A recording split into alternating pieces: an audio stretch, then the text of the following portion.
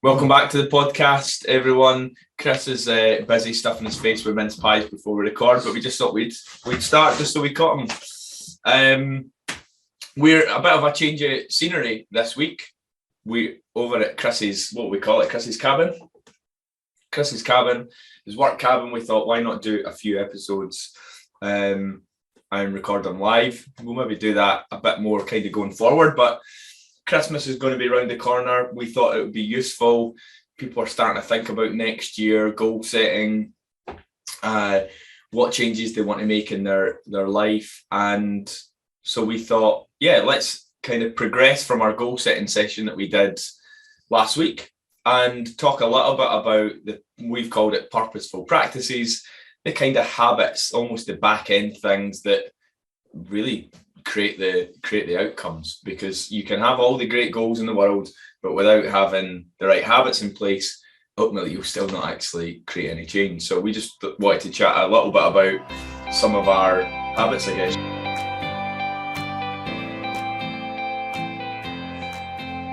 Yeah, we're kind of building on from the last session where we talked about, obviously Darren and I spoke about athletic greens, Huel, we talked about sobriety, we talked about the Joe Rogan podcast, we talked about Matthew Walker's sleep. Yeah. We talked about the kind of moving library in the podcast, so about how to keep yourself tuned in as much as possible. So it's a good kind of opportunity for us, especially like Darren says, with Christmas coming around the corner, for us to take that time as well and take the time for yourself over the festive period to kind of pause, reflect, and actually take a bit of time out to look at building these habits into your life. Yeah. For the new year coming around the corner, which is fantastic. Cool. So you want to kick off? Let's get into it. Yeah, so for me, it's actually probably one of the biggest things for me this year. A good purposeful practice for me was actually a bit of a life change, which is signing up for a gym, which sounds so easy and so everyone does it. Sign up for a gym, but I committed to sign up for a PT as well, because I've always wanted to not just have a stronger body, but have a stronger mindset as well. Because a lot of people sign up for the gym and they've got their own goals. They'll say, okay, I want to lose 5 pounds, I want to gain this body weight, I want to gain this muscle, or I want to look good, whatever else. But really, it's at the core, what do you want to try and achieve, and why are you actually going to the gym? And a really good chat with my PT about it. And we were chatting about what is the reason. So I've always wanted to feel a bit stronger in my body. Mm-hmm. I've always wanted to play a lot of sport as well. So I wanted to play a lot when I play football as well, I want to feel stronger, not just stronger in the body, but stronger in the mind, so that I can feel that I can run for longer. And actually, if I'm going in for a shoulder challenge, and I can actually feel stronger as well, bizarrely. So it's all these small factors. And also, I just turned 40 as well, so I wanted to feel a bit healthier and a bit stronger than I have been my entire life. Mm-hmm. So what I've been doing, I've been working really hard every day, trying to go to the gym probably three to 4 days a week. But the biggest change for that is not just the mental change around trying to get used to lifting weights and actually running fast and all this kind of stuff. It's actually a change of diet and a change of lifestyle as well. Because you've got to eat more protein, you've got to understand what you're eating, you've got to understand your saturated fats and everything else, and you've got to eat more calories. But what I've done with my PT as well, we've discussed, is that he did this really aspirational target for me to hit. But what I want to do, this is a life change for me. So it's not about hitting a target within 3 months. It's about basically hitting a target within maybe a couple of years. So it's incremental changes, compounding what I want to do. So for me, that's the biggest impact, and actually starting to look at, both Darren and I are vegetarian, Darren sometimes vegan as well. So for me, it's about understanding what can you eat to hit your protein every day as well. It's tough, man. It's very, very tough. I remember, I think the PT bit I totally get as well. I think if you haven't been in the gym from an early age, how are you supposed to know how? Like, going into a gym can be pretty daunting. Yeah. And that's still like, now there'll be sometimes I'll go into machines and I'm like, what the fuck? And I'll just look around and see if I see anyone working on it. But that, when you amplify that across like loads of different machines and things like that, it's easy for you to make an excuse that, do you know what, maybe that's not my environment, I'm not that confident in signing up for the gym. So like, I would say, even if you just sign up for a PT for a 3-month period or something, you'll learn so much, because they'll help you track all your nutrition as well, or they'll help show you what you need to be tracking. It's like, so look at your macros, but that forces you to look at what you are eating and thinking more about what works for me, what doesn't work for me, what I like, what I not like, creative ways to kind of hit your macro targets of protein. So what's he got you on protein protein target with that? Well, we have reflected on this because actually calories were like 2,500. So I found out by doing this process by using my fitness pal. There's obviously other ones out there that I was under eating for probably a good maybe year or two, probably under eating. But my protein target was something like, I think it's 260 grams, which is a hell of a lot. Which is mental. Hell of a lot. As a veggie, I'm like, yeah. How are you doing that? So for me, I mean, I've been able to hit some of that, not close to it, probably about 220. But for me, there's stuff like, obviously you do the protein shakes and protein yogurts, you do protein bars, all that kind of stuff, but you need to eat proper foods. You can eat beans, you can eat porridge, you can eat Weetabix, all this kind of stuff. But for me, there's been a big benefit. I make my own seitan. There's a special kind of food that's called seitan. It's gluten. You can make it. And I work with a client as well who they specialise in it as well. But I decided to try and make my own so I can tailor it and add how much salt I want and how much sugar and all this kind of stuff. But that's got a lot of protein in there as well. What is it? It's not very fatty. It's basically what you use: vital wheat gluten, you use chickpea flour, and a couple other things. You put onion in there and all this kind of stuff. And what you do is, the idea is that you boil it for an hour, or you steam it, for an hour, and then you let it sit to cool down. You put it in the fridge for about 7 to 8 hours, and then once it's ready, it's perfect. You can freeze it, whatever else. You can chop it up. You can use it for stir fry. You can use it for sandwiches, whatever else. And it's a really versatile piece of meat, if you like, or fake meat, if you like. But it's actually quite good for you. And like I say, there's loads of protein in there. So if you were to have, like, say, 50 grams of it, it's probably got enough protein in there for about 90 to 100 grams, maybe more. So there's actually loads of protein, which is fantastic. It's very versatile. It does take a bit of time. But my PT had me on these really aspirational targets. But we've had the conversation over the last month and a bit to say that because I'm vegetarian and I'm trying to go more, plus I play football, I'm trying to get that right balance down. So he's got it split as, like, you should try and have a 40% carbohydrates, 40% protein, and 20% fat, and trying to keep that kind of dial as much as possible. So even if you're not hitting the 260 protein target, if you've still got that kind of pie chart, roughly about splitting those kind of areas, and that's why my fitness pal is fantastic. It is a pain. Again, it's a lifestyle choice of actually getting into that habit whenever you're eating food to scan stuff, because if you leave it till the end of the day, then it becomes a pain. But for me, big lifestyle change, and especially what Darren's saying is, I'm not a gym person, so I had no idea about some of the kit. I'm still learning the language about was it mind lifts? I can't remember all the names. My PT laughs every time I try and remember all the names, but just getting to know the machines. And the key thing about PT is it's all about technique. It's not about weights. It's not about what you can bench press. It's not about all the reps. It's about technique. So they'll start you off on the smallest weight and they'll start to build you up. Once you've got the technique right, you can build up. So any kind of sport. So for me, that's probably one of my biggest purposeful practices I've implemented in the last few months. Yeah, and it's interesting because I probably faded away. I think since I had COVID, I was doing pretty well, and then I've just not been at the gym last month, I think, through one thing or another. But then I was speaking to a guest that was going to be coming on. He's actually just at the end of his COVID piece. He's coming out of self-isolation, and he's finding even just walking up a stair is a struggle just now. Yeah, so I don't have that excuse. No. But yeah. So I mean, it's something I'm mindful of. I've got a gym 24 hours. I've had a PT before, but it's definitely a benefit when you've got it because it keeps you a bit more accountable. And it's not, say if you look at what your investment are as well, it always makes me like laugh thinking about the material shit that just people spend their money on. Yeah. Like, so phones, laptops, Netflix subscriptions, Sky TV, all this stuff, right? And you're like a PT, say if you picked up half a dozen or a dozen sessions with a PT, there maybe could be like anywhere from 20 quid plus a session, to be honest, in order to have someone work with you. And that'll sort your nutrition. And so that'd be like 200 quid for, say, anything from, maybe that could be 6 to 10 sessions or something like that.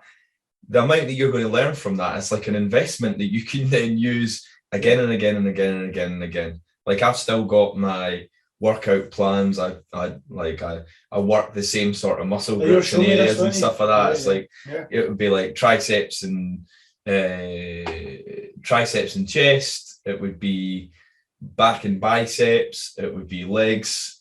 Then it would be back and abs.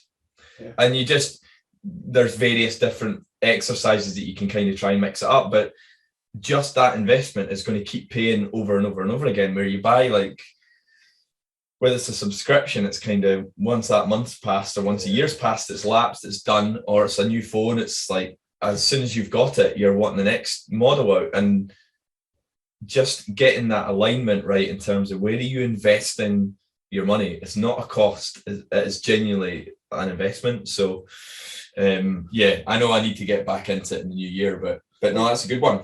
Well, just to finish that off, actually, one thing is just be mindful of who you go to, because what Darren's saying is crucial as well. So don't go to FRPT, is that what you're saying? No, not at all. No, it doesn't matter about that. I met a PT at a networking event, and in fact, it was a business gateway event. Really nice guy, was very charming, all this kind of stuff. And then I was like, yeah, I'm looking for a PT at some point. And he was like, yeah, come to my gym. It was a gym, it was a strongman's gym, whatever it's called. Went along, and I paid the guy 45 quid, and he basically made me be sick. He was just putting for me all these painful exercises. What's the thing that you use at the sledge? You push something in a sledge. I was physically sick. It was disgusting, shaky and everything else. And it wasn't a good experience because the man that I met at the networking was very different to the person I met at the session. Mm-hmm. He was all swearing, all these kind of jokes, all this kind of stuff. And it wasn't consistent to what I was experiencing at the networking session. But with this other PT, I explained that story. And he was saying his job isn't there to make you sick. His job is to understand basically where your limitations are, but to take it easy with you and to understand exactly what is your weight strengths, what's your technique, and build up over time. Because with a PT, with everything else that Darren's saying, it's a transactional thing. So whenever you buy something, a product, you might wait for 6 months for a phone. You'll get that phone. 6 months' time, you forget you've got the phone, you want something new. Same with trainers, you'll have waiting the new trainers, you get the trainers, you'll be excited. 6 months later, you've forgotten that these trainers, you want something new. When you're PT, it's investment you can't actually see. Fair enough, you might see your body change over 3 months to 4 months, but it's that long-term investment. You're investing in your health and your well-being, which is crucial as well. And a big part of that is your sanity as well. So I was never a fan of going to gyms because I never liked the environment. What I now do is just put a podcast on, tune in for an hour, do my session, then leave. In fact, I go to the sauna as well in the steam room and just totally chill out. So what I'd say is invest in the right PT.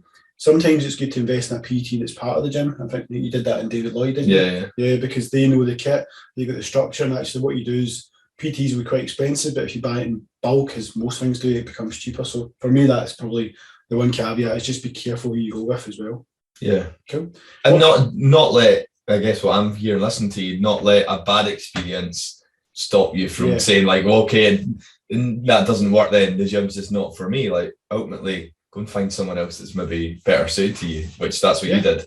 Definitely. So what were you doing? That was kind of one of my purposeful practices. So cool. First one for me is something I've been doing for years, and I can't believe we never spoke about it on the last one, but it's a weekly review. I mentioned it in the goal setting exercise last week, but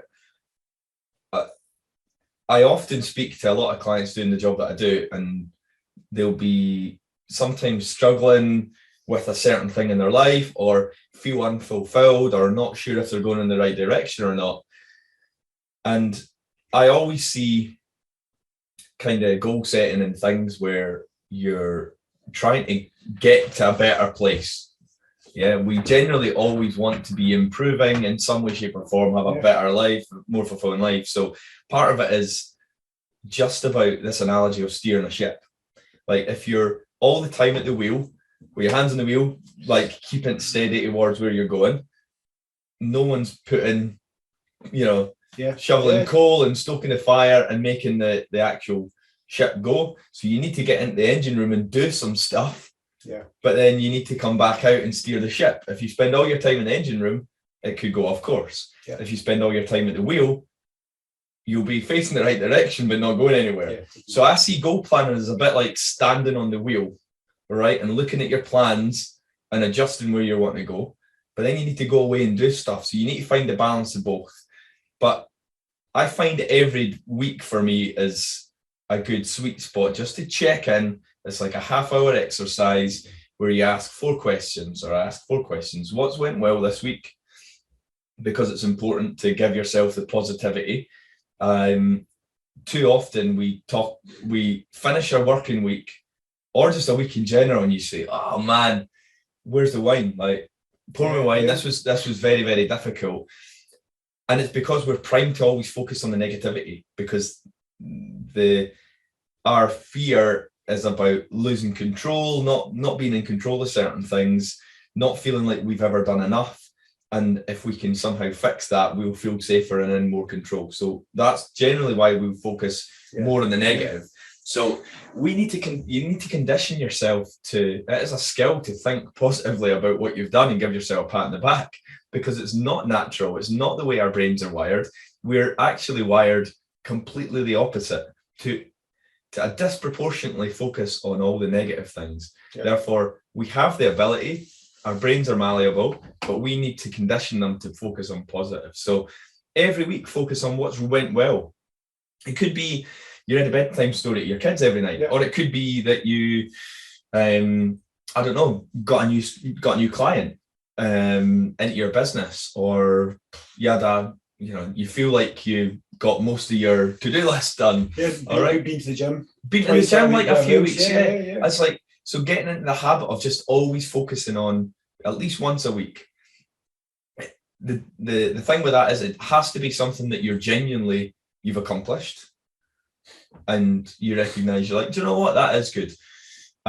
Because we will just, this is not about making up a list of stuff that you're like, fabricating stuff that you feel good about. You should feel good about it, but you need to consciously think back and go, in the week, what's happened. Then the second thing is disappointment. So what went on in the week that didn't go right?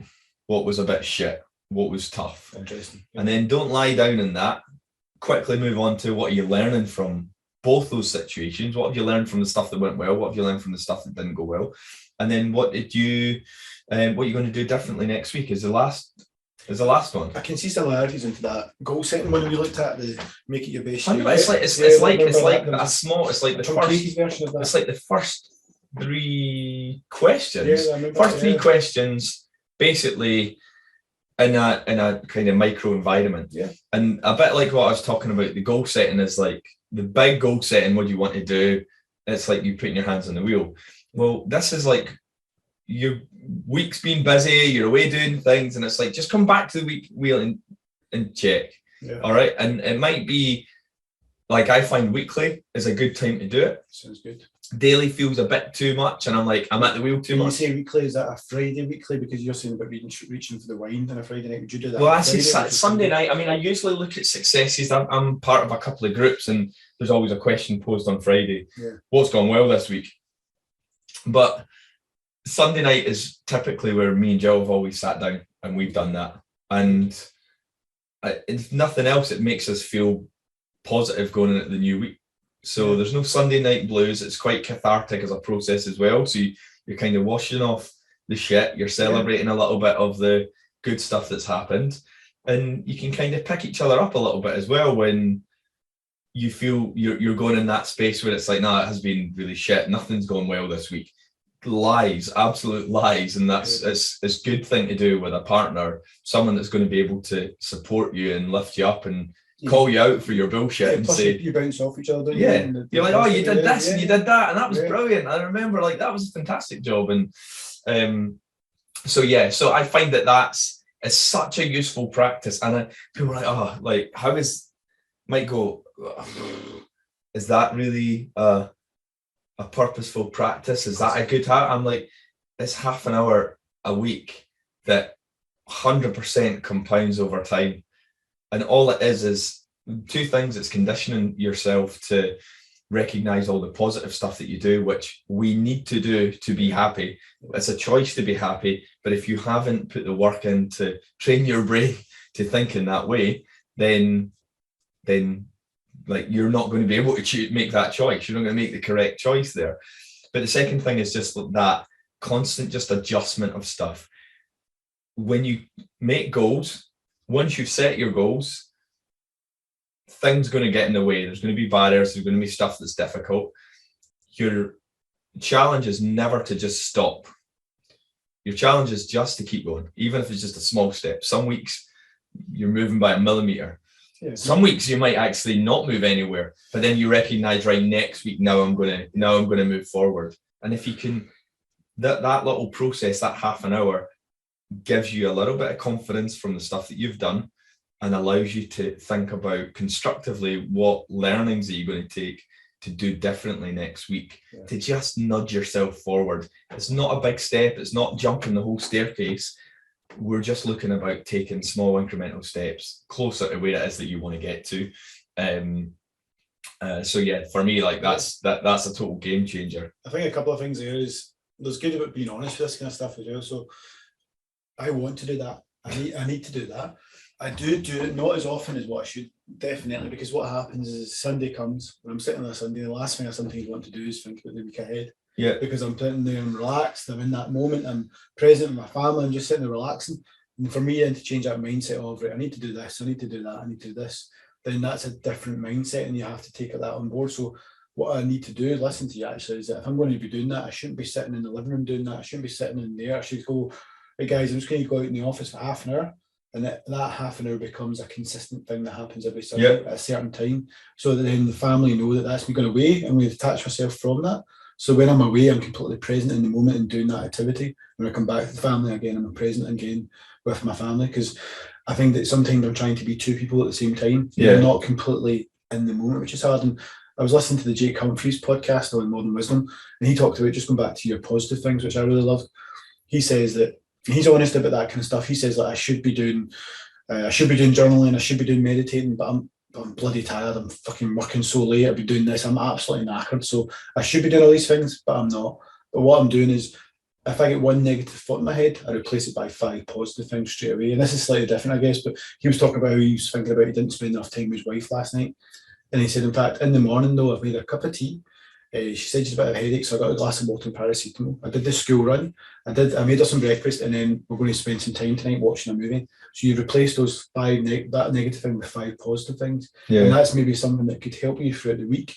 I love that. Get to that point before you get to the Sunday, because that's what I'm saying about the Friday night. Because you're right, the Friday night sometimes it's that overwhelming sensation of what a week it's been. And it's such a shit, and you want to reward. We spoke about this in sobriety one. You want to reward yourself. So you reach for the bottle. You go, right, I'm going to have a drink to reward myself. But what you don't do is you don't pause and maybe sit with your partner, leave the TV off, and sit and say, "How's your week been? What could we have learned? What's been successful? That kind of stuff." And just have a mini version, a quick recap, so then you know the Friday night you've kind of got that out of your system. So when the Sunday's ready, I love that concept as well, and I don't do, like, I'll speak to clients about gratitude journal, like, you know, write 3 things you're grateful for every morning, and I know people that's like totally works for. I don't, but I almost don't need it, because there's very rarely a morning I wake up and I'm not grateful. Like, I've got a dog, or, you know, I'm waking up and like with a wife that I'm like really happy and settled with. I've got two brilliant kids, and I'm like, I'm in a nice house, I've got food on the table.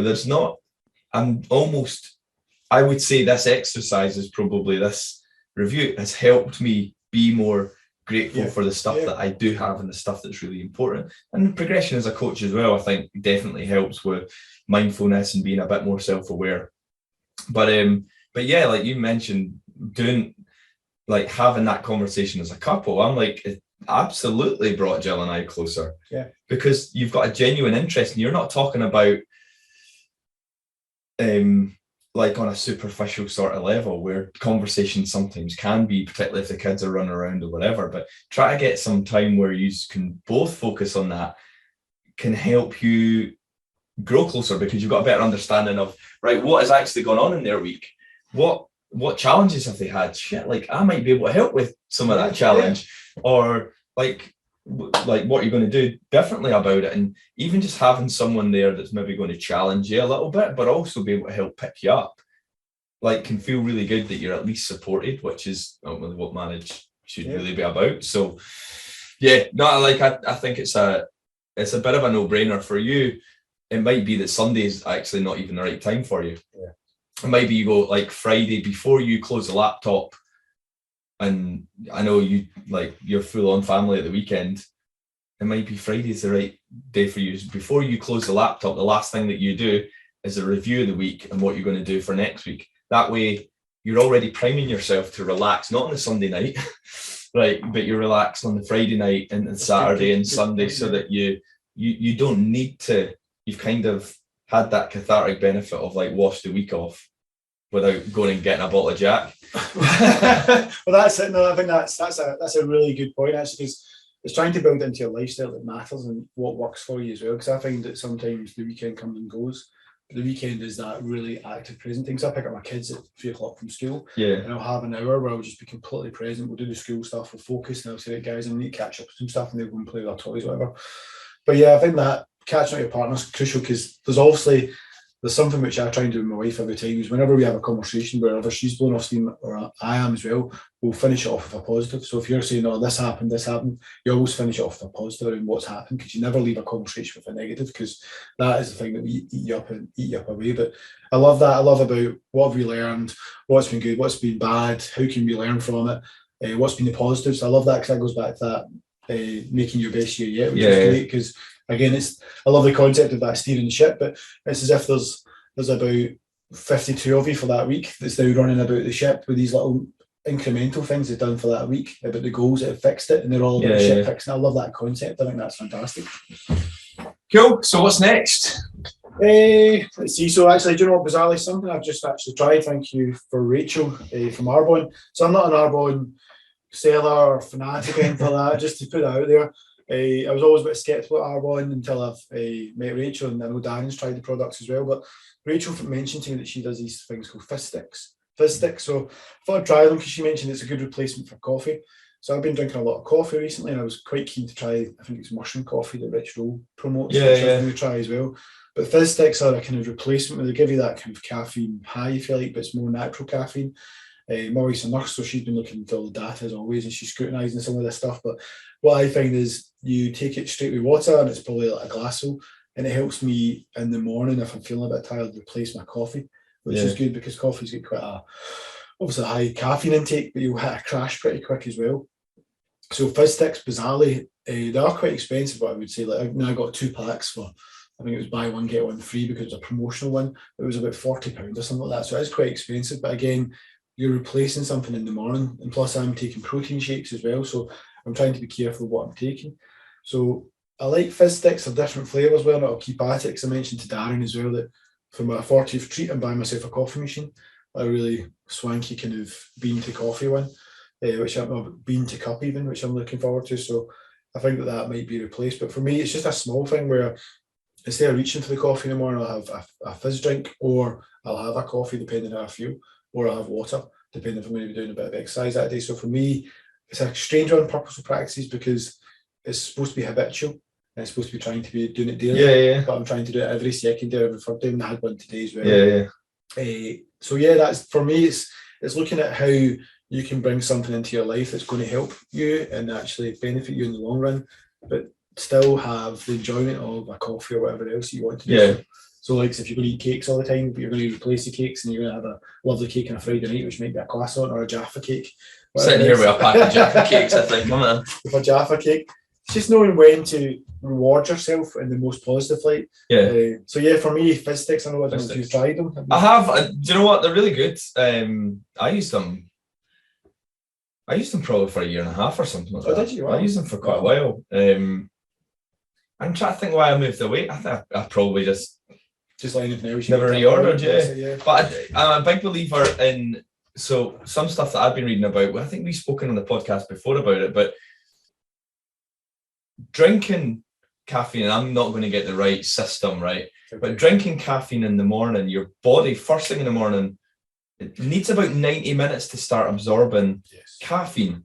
And like, I was looking into different products, and I came across one that's, I quite like having,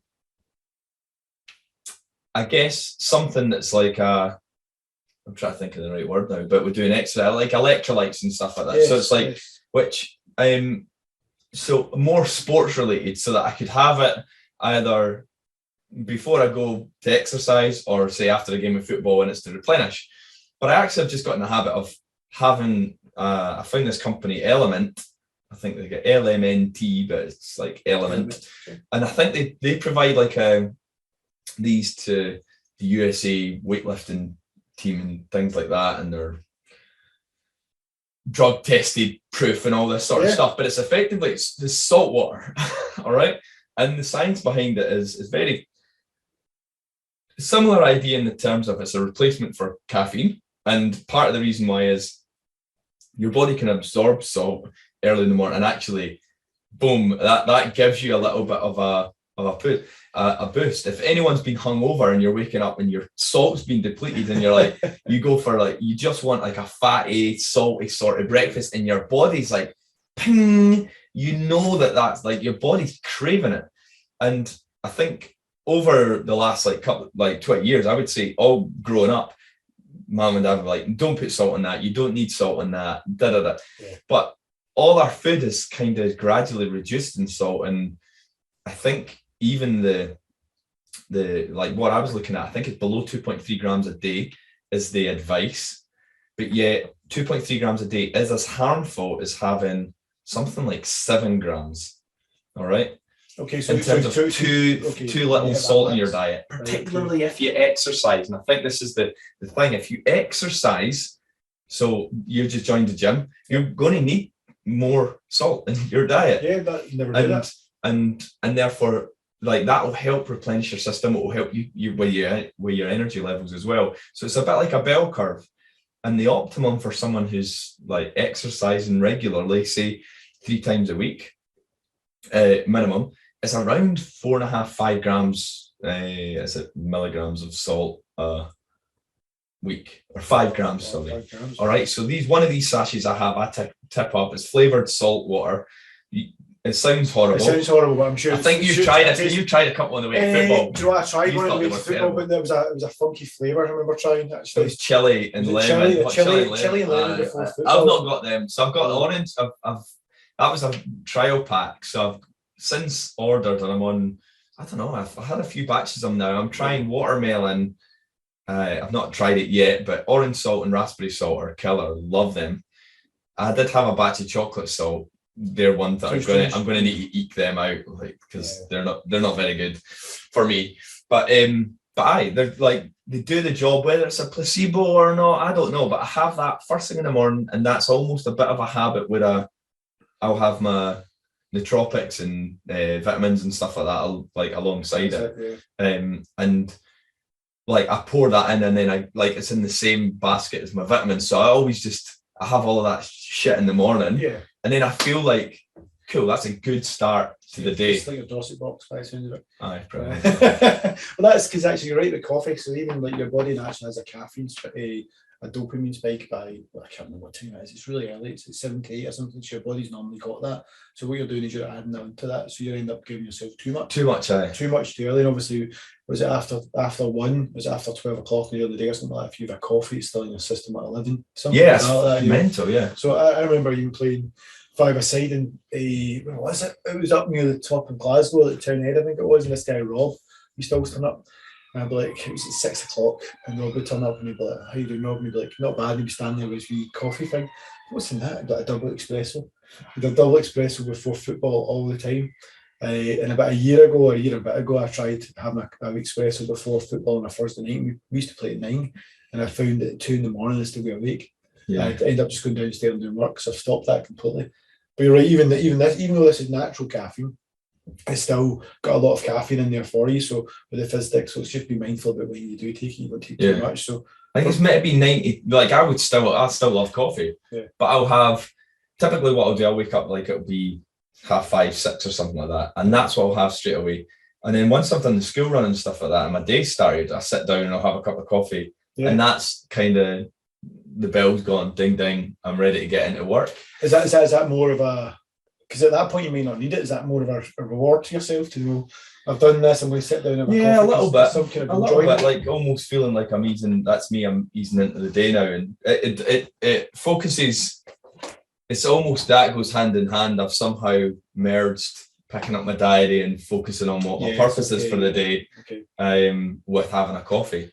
But yeah, like I guess fizz sticks. If you haven't tried them, give them a bash. I mean, you can try them through the Arbor site. You can try them from Amazon. If you want, I can always put in contact with somebody, but I'm in no way a seller for them in any way. I'm just trying them. It makes me laugh because I used to be an Arbonne consultant at some point. It was one of those. I can't remember if I touched with Rachel when she was on the podcast. through the year. You never mentioned. But I joined it. It was very much a shiny penny for me. It was a distraction. You know, when I started getting, what could be an extra income stream? I didn't want to be. I didn't want to be doing that. It wasn't for me. You know, it is for a lot of people. But the actual products that introduced me to, I've still got some of them. So I've still got like some eye cream and whatnot, and I had like tons of fizz sticks, and I kept ordering the fizz sticks way after, like long after I wasn't a consultant, just because I think it's just a healthier alternative to having a coffee. You've not got the milk, or you've not got the I don't know. It even just looks healthier. It makes me feel a little bit healthier. It reminds me of those. I remember working in the corporate world, we used to sit and have barocas first thing in the morning. And all that kind of, so it's like that, but it's less intense. And it's funny as well, like obviously I get samples of stuff, plus I got some anti-aging cream, which I haven't tried yet. Which I haven't tried yet, so I'll keep that for a couple of years. Apparently I still look like 25, even though 40. But anyway, fizz sticks, what about you guys? What's your fizz sticks? So we'll bar through a couple of quick ones here. I think phone outside of the bedroom. That's like a quick one. I would say that's something I kind of brought in this year. And man, I wish I could get Jill to do the same. But do you have notifications turned off after a certain time? Do you know what? I don't, but I have notifications pretty much off. Because I've got mine set as permanently. Is it a sleep mode or whatever from?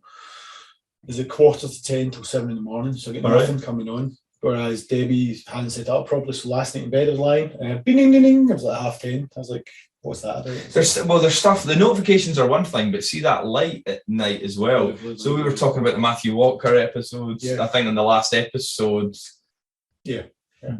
One of the last episodes, but also when we done Purposeful Practice, the first thing we're speaking about, get your 8 hours sleep. But part of the thing that's stopping you getting into REM, caffeine. If you have coffee too late in the day, but your your light.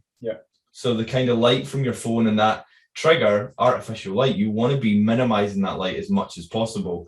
And I just think having it in your room is a temptation to look at it before you go to bed. 100%. And it's you don't need it. Go and buy an alarm clock if you struggle to. Or just have kids or a dog. I don't need a fucking alarm clock anymore. Well, bizarrely, actually, because I've been speaking about this for about, honestly, 6 months. I haven't done it, so I'm going to actually do it where I'm going to get alarm clocks in my room and the kids' rooms, because my son sleeps until the school starts. He is a late sleeper, so I'm going to get an alarm clock for both. My daughter's different. So I'm going to get an alarm clock for us all, because I've been saying about trying to get the phone at bedroom. My wife is really bad, and we spoke about this. My wife and I spoke about this, where she'll sit and look at Instagram about half an hour before she's going to bed, and then about 10 minutes before bedtime she's looked at Facebook, Instagram and the news, and she's going to bed, and she's basically got that all sitting in her memory banks ready for that to be processed when she's sleeping. So all she's going to be dreaming about and thinking about is what she's reading on Instagram and Facebook, and the news feeds on fear. I'm not a big fan of the news, but she'll be reading all about Omicron and everything else that's coming over. So that's not a delightful sleep, whereas by the sounds of it, by you doing that, you're removing that distraction. And it's control is probably, it goes to one of the other ones I was going to talk about, so I'll just link it, but control your environment. So I just know if my phone's lying at the side of the bed, I'm probably going to pick it up, and I'm going to like dick about on Facebook or Instagram or whatever, and it's just you're not doing anything productive, but also you're preventing yourself from having like a decent night's kip. So just keep it out of the room. Leave it in the kitchen, or leave it in a room that you don't need it. Like if you need it charged, go and charge it like somewhere, but don't have it charged next to your bed. Because it's also the other side. So you wake up in the morning, what do? First thing you do is go and check your phone. If it's not there, the first thing you might do is, I don't know, cuddle your partner, or who knows where that might lead me. Or you might have a conversation. Heaven forbid, like you wake up and like, oh, how did you sleep, or whatever, or engage with your kids first thing in the morning, rather than check and see how many likes you've got on Instagram. So I think it does, it supports your sleep, means that you've not got all of that stuff kind of in your head primed like for your subconscious when you go to sleep, but also you're not checking it first thing in the morning as well. So but you're controlling your environment, To expand on that a lot. Well, just before we jump onto that one, that's what I would say is if anyone wants to do the notification thing, set it up, because what you can do, you can set it up on your iPhone. I don't know about Samsung, I always say Samsung. For the iPhone, you can set it up to have emergency contacts as well. So if you've got do not disturb on when you're sleeping, and say I've got my mum set up as an emergency contact, my dad, my brother, my siblings obviously, and Debbie. So if somebody phones you during that period and do not disturbs on, they'll bypass that. Whereas if you get anyone crank calls or cold calling, they'll get blocked pretty much. Just as a kind of FYI. That may help. I've got do not disturb sleeping. There you go, yeah. So you can turn that on. Yep. I've never done that, but let's. And then you can set up every day emergency contacts, so you can put your mum and whoever else, Jill's mum. And that means if there's an emergency at 2 a.m, they'll get straight through. There we go. So I've just set that up for myself. Perfect. And you can get calls, messages, conversations, alarms, sounds. So yeah, I'm going to have another look into that. Right, yeah. So yeah, control your environment. Control your environment, just to expand a little bit, but this is where you need to know who you are and what you're tending to do. Like, here's one just because it's front of mind for me. If I open a packet of Jaffa cakes, I'm going to eat the packet of Jaffa cakes. I'm not going to have one or two, and that'll be done by the time we finish this or these episodes probably. But so my rationale is I don't buy them. So I don't buy them, so I don't eat them, right? So Jill's forever bringing cakes and stuff like that at home. And if she brings cakes, it's like, I'm going to eat them. But if I'm out, I just tend to go like, well, no, I won't buy them. Yeah. So that's one example. But I guess anyone that's looking to try and get anything done, look at what are the ways that you always trip yourself up and take a step back from that to say, how can you control your environment so that you don't create that temptation? James Clear talks about it a lot with Atomic Habits, a book that we spoke about quite a bit on the podcast. You need to know where you're failing. So you need to at least be cognizant of, right, and again, I come back to the weekly review. What's gone well this week? What hasn't gone well? Yeah. So say you haven't been to the gym in a week. Okay, what have I learned? Why have I not gone to the gym? Oh, I felt tired. I didn't get a good sleep. Right, okay. Like, what could I do? Could I get a better sleep? What are the ways that I could get a better sleep? Put your phone out the bedroom. Yeah. And all of these things kind of can compound, but it needs you to at least be doing a bit of a review as to where you're failing at points so that you can try and address them. But yeah, control your environment. And the last thing, just to jump on that, but control your environment. But bizarrely, like you talked about putting stuff out the room and all this and stuff. So I see control your environment in two parts, which is obviously control. Don't have Java cakes in the room, all this stuff, but preparing as well. I don't know if that's what you're going to talk about. Sorry, yeah. About preparing for the eventuality of something happening. So last night I was playing football, getting really late. I knew I was going to have a later sleep because I was going to go to bed late. So in the morning, my wife and I sometimes share the school run if she's not working. It's my turn today, so what I did was I prepared. I got the kids' lunch boxes ready, put their snacks out, got the bags ready, got the water bottles ready, all that stuff, got the clothes out, everything out, ready and prepared. So when I woke up later, I knew that would happen. So that's me controlling my environment. So when I wake up in the morning, I'm less grumpy. My kids now have a code word, which they call they say pineapple. If I'm being moany, I don't know why pineapple, we just discovered it. So there was no pineapple getting called out this morning. So again, it's controlling your own environment so you know you're going to have a good day for the next day as well. Yeah, I wasn't going to say that, but you're absolutely right. And that's a bit about you recognising like some people struggle to go to the gym first thing in the morning, but if everything's laid out for them, you've removed some barriers to get there. So you've managed your environment so that you're planned and you're prepared to go. But yeah, I was away. Well, this week I've had kind of my own mastermind groups, but I was up in Dundee for a commercial mastermind group that I've been part of. Now, we joined in January, February, something like that. It's just come to an end. And it's been brilliant. We've been amongst people who are interested in and looking to get into commercial development and commercial property investing. And we're on track now. We've got our first sale or our first purchase going through. But we actively made a decision to get around people who were doing stuff that we were doing, but also being around someone that's been there and done that. So you mentioned a PT. I've kind of expanded and go, look at areas of your life where you want to evolve. And I would say, like, yes, control your environment, but like get a coach or join a mastermind. And I'm not saying this because I am a coach. No.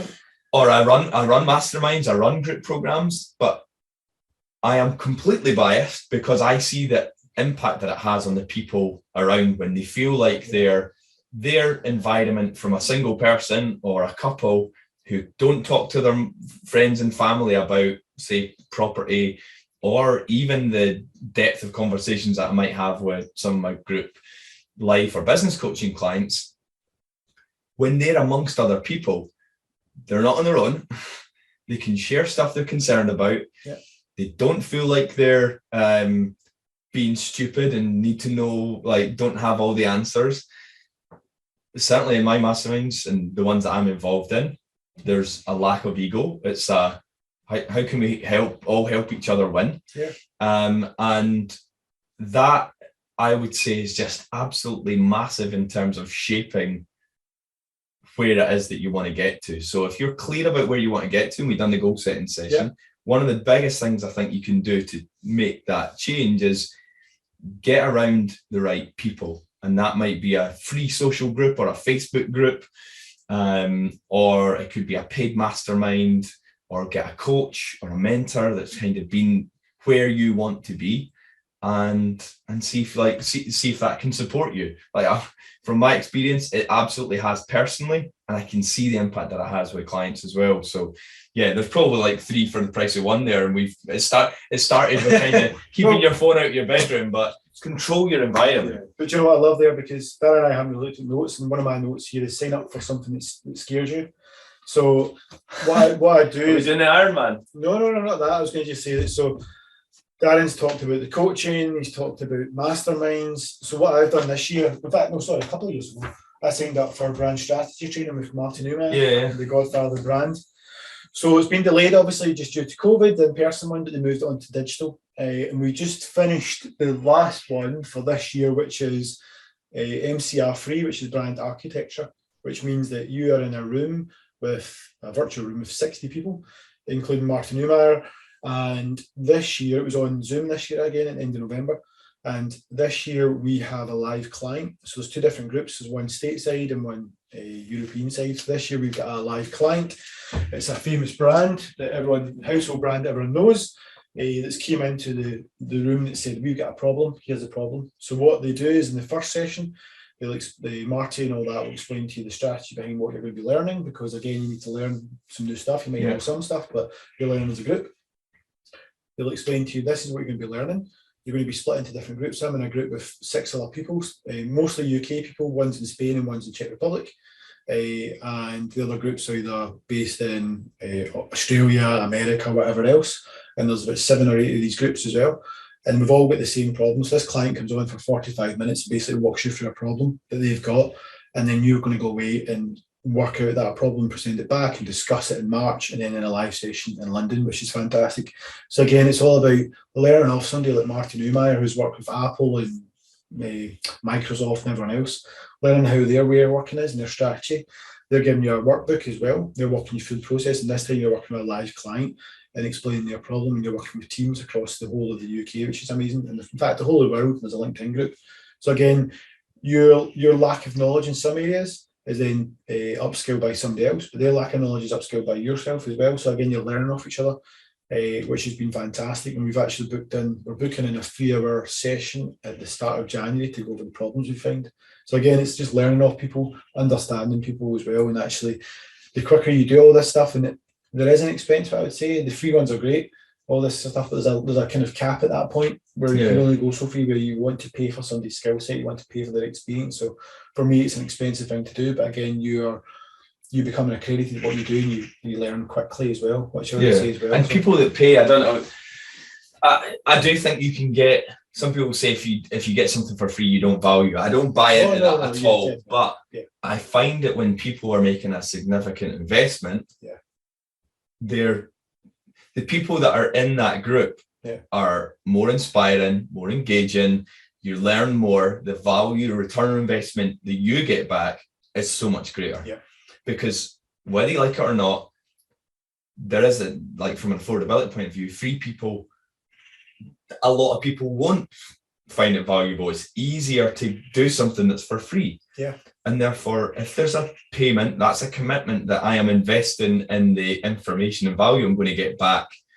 and being able to potentially provide depending on the type of course it is. So I just find that the return on investment is so much better when it's a paid for course. And yeah, so part of that controlling your environment, it's like all levels. It's like, where do you want to get to? What are the ways that you could control your environment to help shape it? And I think fundamentally being around the right people is massive. Yeah, there's no harm in actually understanding your own weakness and where you need to improve. So obviously for me, it's brand strategy, and there was another element where it was speaking with confidence. That's why I linked in with Kyle Murta, who was on the podcast before. So I'm going through his training program as well, which is fantastic. You did a podcast? I did a podcast, but what I'm also aware of is next year I will need a coach, because you need that accountability factor as well. I've not had a coach for about a year and a half, and that accountability factor wavers. I mean, I've got a wife, which is fantastic. There's only so many chats you can have about having that accountability effort. So again, there's that weakness, and then you need to understand that as that investment. And because you want to make that investment, you need to make sure you're bringing in the right amount of money so you can cover that investment as well. So there's all that kind of stuff which works. So for me, that's a big purposeful practice, which Darren's mentioned as well, which is control your environment, but control your environment for the better of yourself. Cool. Well, that's me out, because I've used like three for the price of one there. But anything else you want to pick up? No, to be honest, I was going to just talk about that Martin Neumeyer thing, and actually there's a couple of things about daily stoic and all that, but we've talked about it in different podcasts. So I think for me, that's probably a good way to wrap up just now, because we've done Purposeful Practices 1, which was great. That was all about a athletic greens fuel, what you're putting in your body, sobriety, sleep, having a moving library, and then we've kind of built upon that around your kind of body, soul and mind, if you like, which is fantastic. Yeah. And I guess with Christmas just around the corner, wish everyone a Merry Christmas. And yeah, we'll be speaking to you. We'll have another episode coming out shortly after. I think it's 27th or something like that. Just before New Year. But yeah, thanks, Chris. Cheers, Daz. As always, thank you so much for listening to the Pop Pod this week. If you'd like to leave a review or share the podcast with others, then that'd be awesome. You'll find us on Instagram at the Pop Pod, and on Facebook we have a community group called Purpose to Progress that anyone can join. And we'll be back every Monday with a new episode, but until then, stay on purpose, and we'll see you next week.